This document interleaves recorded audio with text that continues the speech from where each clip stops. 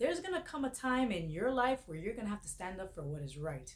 This was the case for three Hebrew boys, Shadrach, Meshach, and Abednego, who were living in a place called Babylon.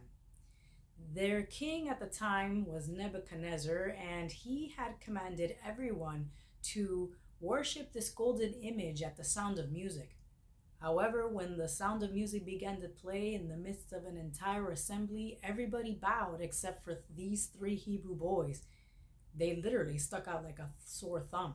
And in this, the king's officials took those boys away, brought them before the king, where the king interrogated them and said, "Is it true, Shadrach, Meshach, and Abednego, that you refuse to serve my gods and won't bow down to the image I have set up when the music plays?" To which the boys said, "We do not need to defend ourselves in this matter. The God that we serve will deliver us from the fiery furnace, and even if he doesn't, we refuse to bow down to this golden statue."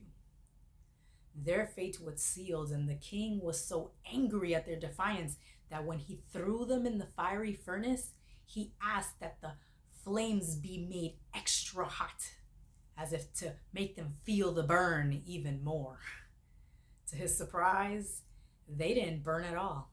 Instead, they were dancing in this fire alongside an additional person, or should I say, angel of the Lord, who was in there with them.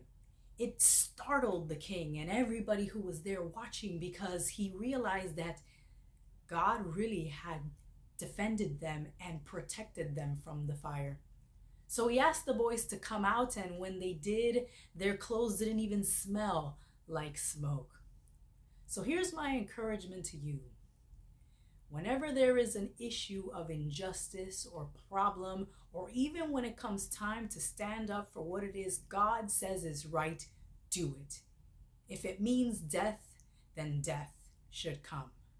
But do it knowing that you have a God who is going to vindicate you in the end, just like he did the three Hebrew boys.